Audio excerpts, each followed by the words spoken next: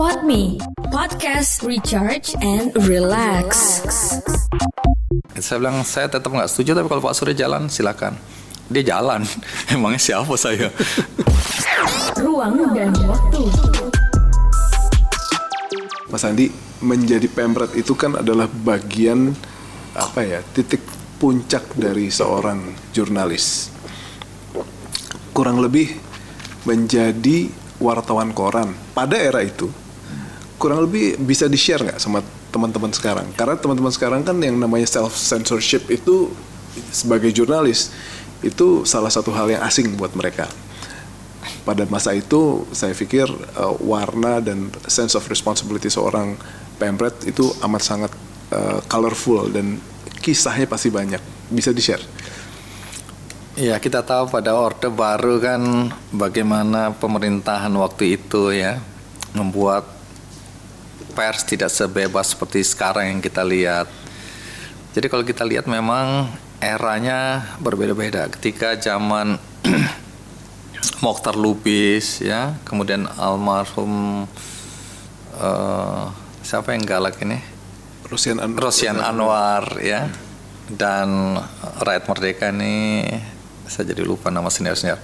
Itu kan era memang perjuangan ya. Ketika awal-awal kemerdekaan mereka merasa bahwa pers ini alat perjuangan. Itu kita bisa rasakan bagaimana nasionalisme, idealisme itu tinggi sekali. Kemudian era pers sebagai industri, ketika pengusaha-pengusaha mulai ikut merasa bahwa industri ini juga menarik untuk berbisnis.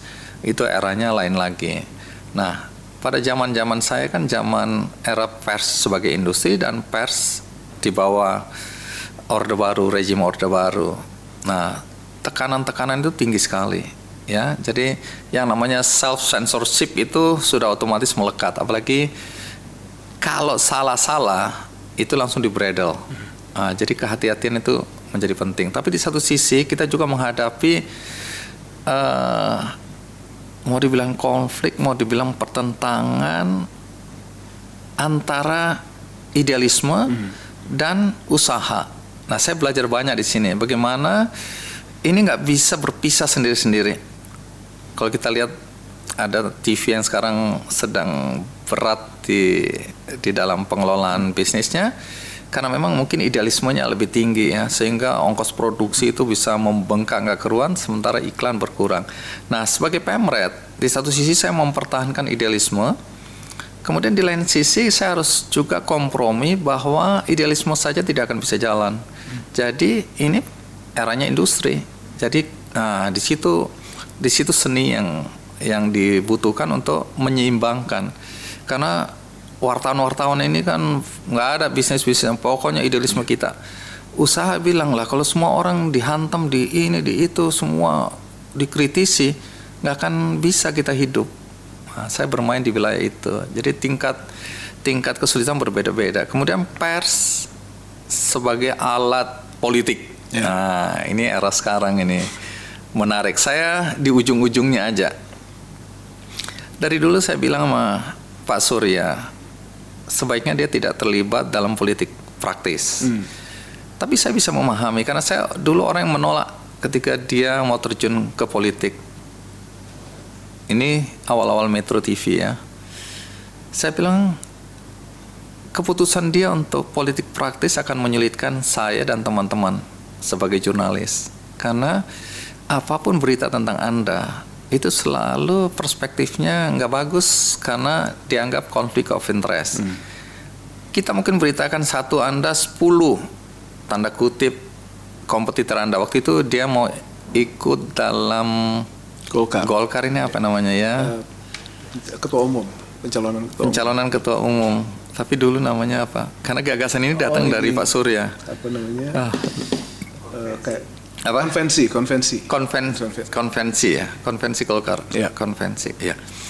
Waktu itu kan calon presiden itu harus ketua partai. Kira-kira begitu. Dia bilang nggak ada. Ini salah Nino ya, karena ketua belum tentu yang terbaik. Maka dia punya gagasan untuk konvensi ini. Saya ingat kita datang ke Akbar Tanjung, ke Kartasasmita, Ginanjar, ke petinggi-petinggi. kita atau Pak Surya sebenarnya menyampaikan gagasan ini dan akhirnya diterima. Tapi saya bisa mengerti penjelasan dia. Andi Noya, dia bilang gitu. Kita selama ini, kamu kenal aku dari media Indonesia. Ini udah di Metro ya. Kamu kenal aku dari media Indonesia. Apa yang tidak pernah kita lakukan untuk mengkritisi jalannya pemerintahan? Semua kita lakukan. Editorial kita kurang keras apa? Tapi kamu melihat nggak ada perubahan yang signifikan? Nggak ada. Satu-satunya perubahan yang bisa kita lakukan kalau kita ada di dalam sana. Tetap nggak. Saya bilang saya tetap nggak setuju. Tapi kalau Pak Surya jalan, silakan. Dia jalan. Emangnya siapa saya? Gitu. Kamu jadi tim sukses. Tidak Pak Surya, terima kasih. Akhirnya dia izinkan saya untuk tidak ikut campur. Ya udah kamu urus Metro TV. Aku masuk tetap untuk urusan politik praktis. Artinya apa? Brand ini aku jaga bukan untuk diriku sendiri, institusi di mana aku bekerja. Nah itu menjadi penting. Kemudian sebagai pemimpin kita harus tahu banyak hal. Karena itu dari dulu aku nggak pernah nolak. Kalau disuruh jadi wartawan olahraga, siap. Wartawan budaya, oke. Wartawan kriminal sudah pernah saya jalanin. Apa aja, karena ini adalah bekal untuk melihat perspektif ketika kita memimpin nanti, bahwa yang penting olahraga. Kalau kita suka olahraga, jangan-jangan itu yang didorong maju, didukung. Kita suka budaya, itu yang dikembangkan. Enggak, semua hal kita lihat dari perspektif dan proporsinya masing-masing. Jadi kearifan itu akan datang ketika kita pernah berada di berbagai bidang. Nah, leadership ini juga lahir ya dari pengalaman dan pembelajaran. Aku kan suka sekali baca buku, jadi leadership tokoh-tokoh dunia aku pelajarin. Nah kemudian yang paling penting, jadi kan ini kaitannya dengan rasa terima kasih dan kembali ke guru yang kelas 4. Satu hari kan aku baru sadar, tadi pakai saya sekarang aku ya, udah terserah lah nggak apa-apa. Aku baru sadar bahwa kok bisa Andi Noya yang drop out itu bisa jadi pemret. Bukan saja pemret di koran, tapi juga di televisi. Televisi berita pertama. Apa hebatnya aku ya? Nah, di sini baru merenung. Pertama, aku ingin berterima kasih kepada siapa? Orang tua aku dua-dua udah meninggal. Ibu meninggal karena kanker, kakak-kakak udah meninggal karena kanker juga.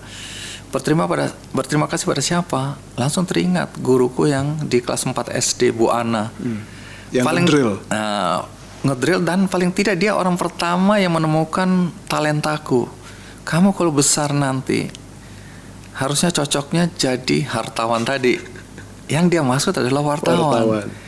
Nah, ku carilah itu guru yang sudah berapa puluh tahun nggak ketemu. Udah, jadi tahun pertama cari nggak ketemu, tahun kedua bertemu dengan teman sebangku sekelas, kebetulan wartawan. Dia bilang, masih ingat nggak dulu kita satu bangku ini? Oh iya, coba kamu tugasnya mencari ibu guru kita di mana. Akhirnya saya ke Malang, cari-cari nggak ketemu. Saya menuliskannya itu di website Kick Andy dulu saya punya Andy's Corner. Saya bilang orang yang berjasa dalam hidup saya adalah guru saya gini selain orang tua ya. Guru saya, dan saya ingin sekali bertemu dengan dia untuk mengucapkan terima kasih. Tahu-tahu ada yang masuk di jawaban di situ dibuka untuk komentar. Di komentar dia bilang, Bang Andi, aku kenal itu Bu Ana, guruku juga. Bang Andi itu kakak kelasku dulu, gitu kan.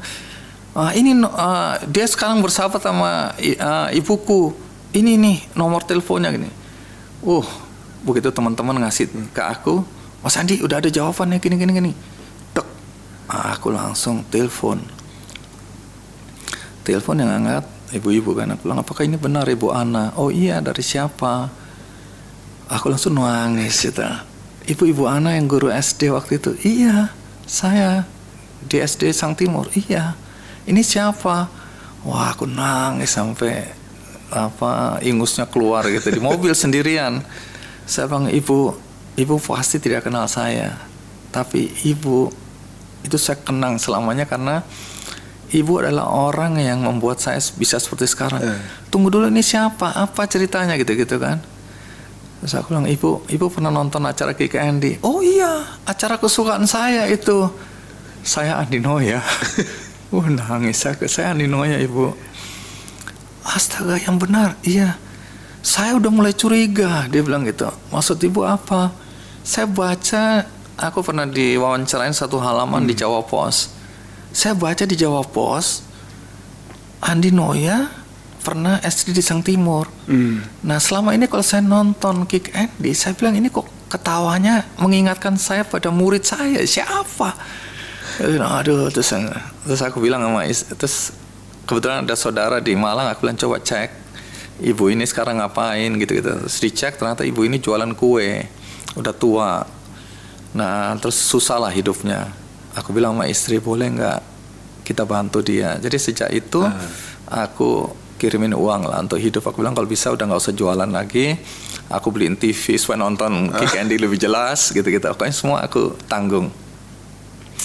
Baru meninggal kemarin, tapi aku bilang jatah bulanan dia kita kasih ke adiknya. Ada adiknya, aku bilang jangan diberhentikan tapi dipindahkan. Nah, ini konteksnya sampai lupa cerita apa ya. Leadership itu karena pengalaman, karena ini terus brand, ketemu ibu guru. Terus akhirnya ibu guru ini aku angkat kisahnya di Kick Andy. Ya. Nah dari situ aku merasa bahwa menjadi jurnalis ini bukan semata-mata untuk pekerjaan, tapi ada idealisme, ada nilai-nilai yang kita mau bagikan. Nah itu yang aku bilang, aku akan jaga terus brandku ini jangan sampai kemudian cacat, karena aku ingin mati sebagai jurnalis. Kalau udah cacat nggak ada kebanggaan. Banyak orang yang menganggap jurnalis sebagai batu loncatan untuk mencapai tujuan lain gitu lah. Nggak apa-apa, nggak ada yang salah di sini. Tapi aku ingin mati sebagai jurnalis, dan aku udah bilang ke istriku juga, aku nggak akan kemana-mana. Sehingga ketika Surya Paloh kemarin bilang, Andi Noya, kamu nggak boleh berhenti ya, nggak boleh keluar dari Metro TV. Aku bilang udah terlambat pak, udah umur begini saya mau pensiun. Aku bilang saya udah beli tanah di desa, saya mau tinggal di desa. Nggak ada, kau nggak bisa pensiun, kau akan terus ini. Oh iya kita lihat aja nanti, aku bilang gitu. Jadi itulah. Nah semangat itu, semangat menjaga image, semangat menjaga brand, semangat menjaga legacy. Apakah itu sudah ada jauh sebelum ada Kick Andy, atau memang itu yang menjadi pemicu dari hadirnya Kick Andy? Jauh sebelum ada Kick Andy. Jadi sebelum itu awal-awal aku masih di Media Indonesia. Baca buku itu, buku kecil, buku 5.000-an kalau nggak salah. Saya kalau ketemu Herman Kertajaya, saya bilang tahu nggak, buku ini membuat aku sadar bahwa nama itu adalah brand yang harus dijaga, karena ini menyangkut masa depan kita. Nah jadi itu sebelumnya aku udah baca, dan nilai-nilai itu sudah mulai aku tanamkan dalam diriku. Ruang dan waktu.